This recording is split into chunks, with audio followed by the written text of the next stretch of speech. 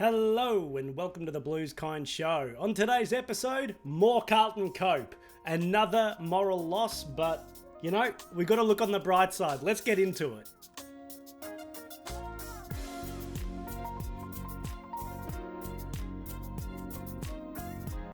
Look, none of us are happy about losing, but there's plenty of other channels that can focus on the negative. So today, I am going to do 5 things that I was really happy about, as well as a couple of honourable mentions, because it wouldn't be positivity if I wasn't overly positive. So, starting with the honourable mentions.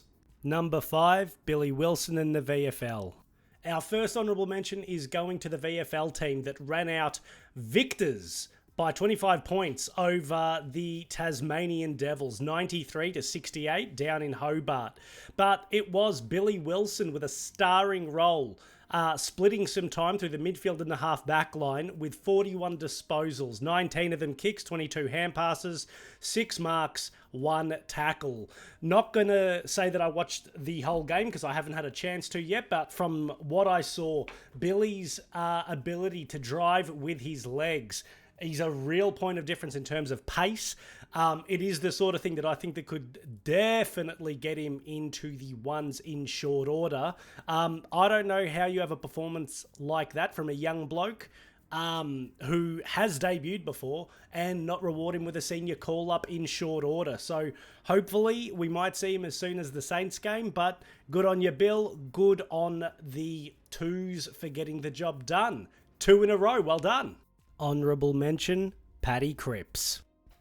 Our fearless leader only gets an honourable mention because, like you guys, I'm sure you're kind of tired of seeing him in the best all the time. If we want to be a better team, we got to go past him, but the big fella keeps doing, you know, what we can expect from him. 31 touches, 23 of them handballs, 7 of them tackles, 1 goal, 1 behind.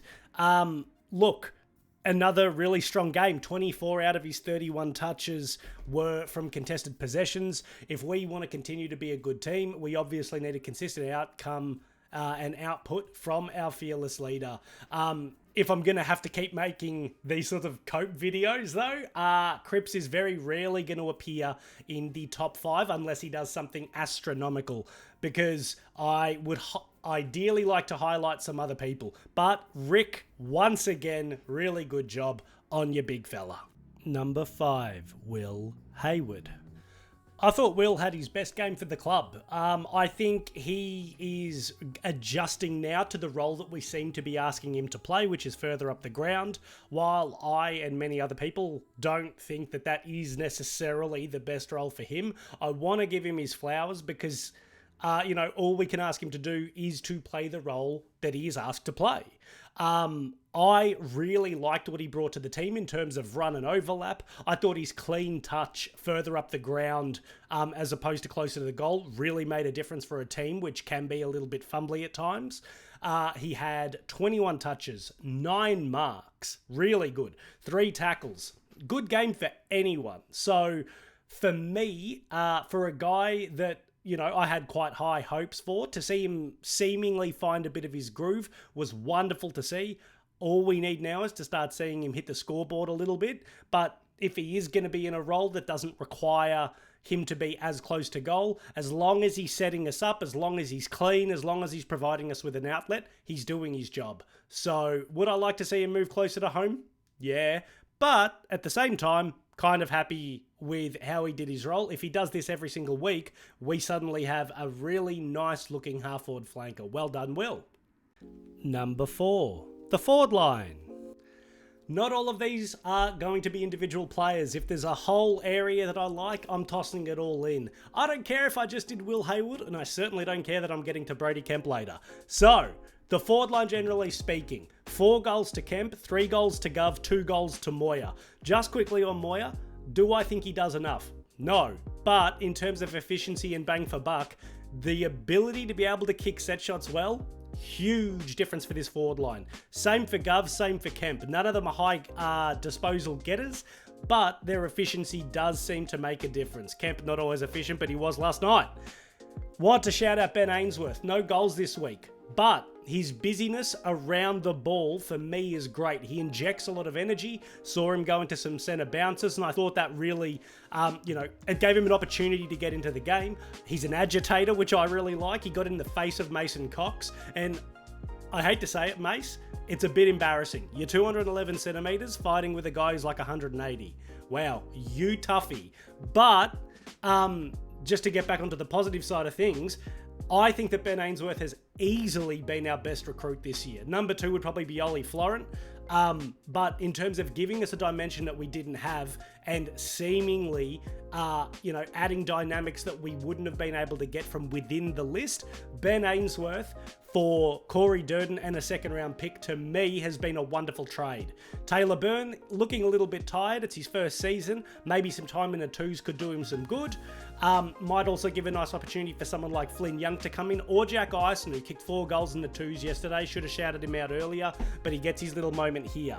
But what I really liked about our forward line was how it looked in terms of its dynamism. I thought in the first half it looked really nice and displayed the sort of thing that I'm trying to discuss, but the last 15 minutes of the game, when we were just trying to win, after having let go of the lead a little bit, that was how I think our forward line can sort of look at its best. It's not easy to defend because, firstly, very dynamic in terms of the options who are in there. It's not a lot of long down the line. It's a lot of guys that can get on their bike. So, frees it up, gets some motion going, creates confusion for defenders. But in addition to that, the pressure inside 50 was excellent. The team generated 60 tackles for the whole game, which is good. But 13 tackles were inside 50. If you keep doing that, you'll take a lot of pressure off your backline, and you will also generate more scoring shots. So, forward line, without Harry, obviously without Charlie, bit of a no-name forward line, worked pretty well as a team. So, well done. Number 3, Matt Carroll. Matt Carroll continues to enjoy an excellent season on the wing. He's really found a spot in a place that we've desperately needed since 2023, when Ollie Hollins and Blake Acres were patrolling our wings. We've been a bit light on in those positions in the last couple of years, but I think we've finally found our guy.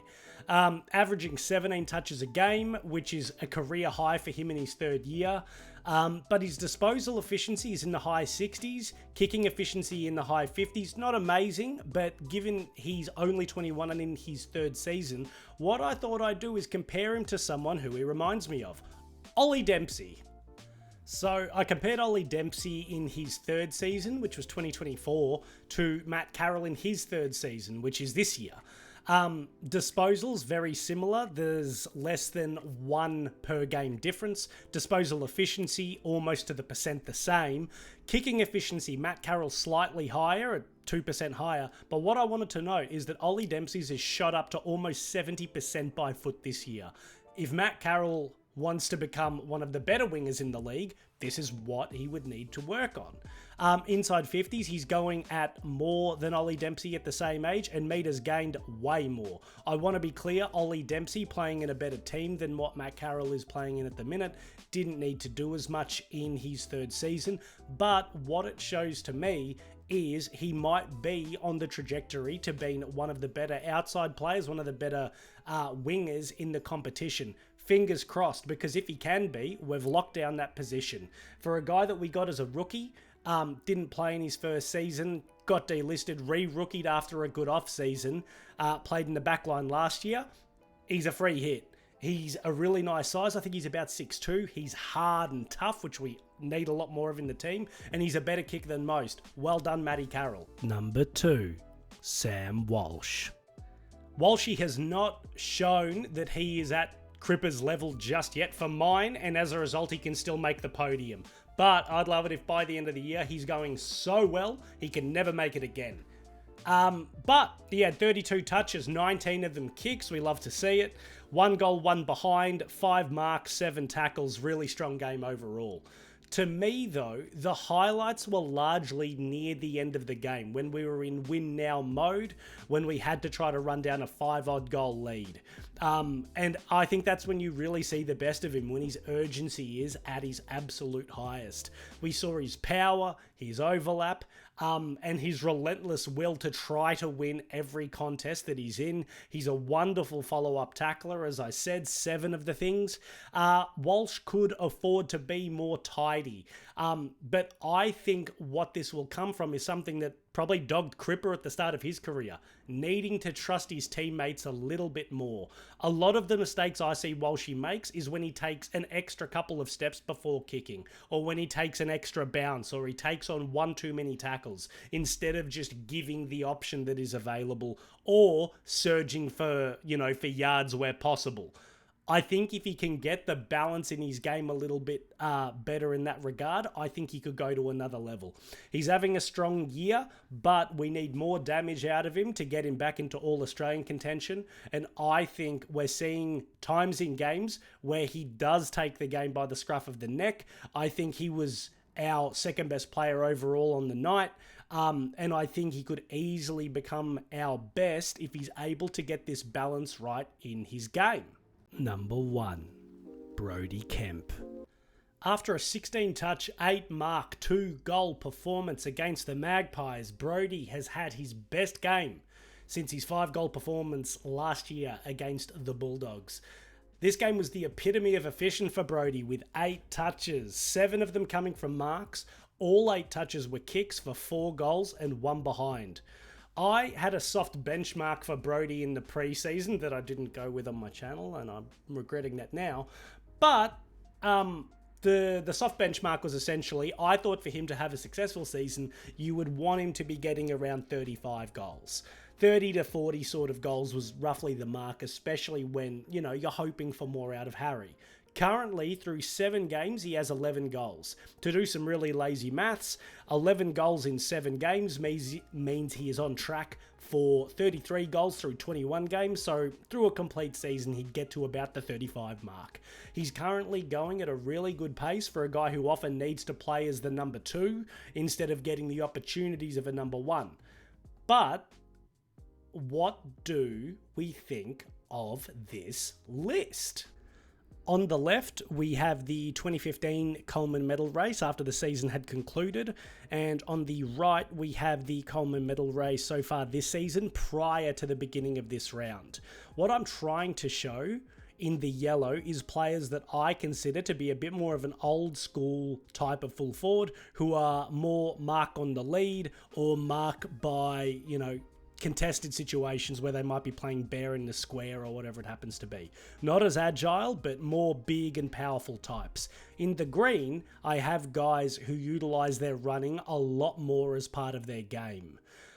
Side note, you might not agree with how I've sort of categorized people on both sides of the page, but what I think you will agree with is the trend. More hybrid types that don't need to be, gigantic, super strong, powerful types who can use their legs a lot more are more in vogue nowadays. And this brings me to something. Should we invest more in Brody Kemp as our main deep forward? His agility is really good, his athleticism is really good, and his ability to high point the ball with a run and jump was on full display last night.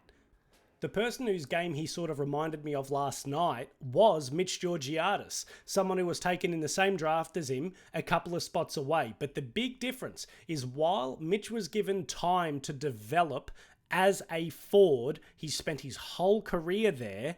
And now we're seeing the rewards after, definitely a strong season last year. I think 2024 was also pretty good, and he's been great so far this year.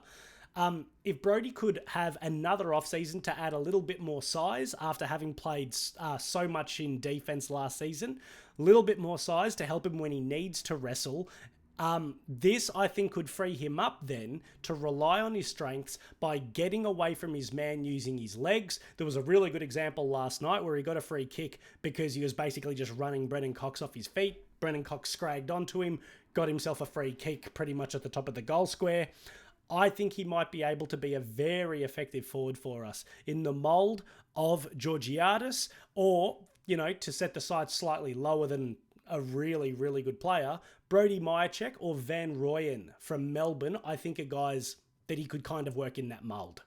With my 5 favourite things out of the way, I wanted to get into some funky ideas for the future. Because I think these sorts of channels can tend to take themselves maybe a little bit seriously, I thought I'd just come with some really off-the-cuff, silly ideas for the end of my video, just to sort of see what people think. The first that I want to touch on comes off the back of Brody Kemp's performance. Should we be considering moving Harry to the back line? If his year continues to go the way that it has, you know, I think he's into year 10 now. I'm unsure if he's ever going to get back to the Coleman medal level that we would love to see out of him.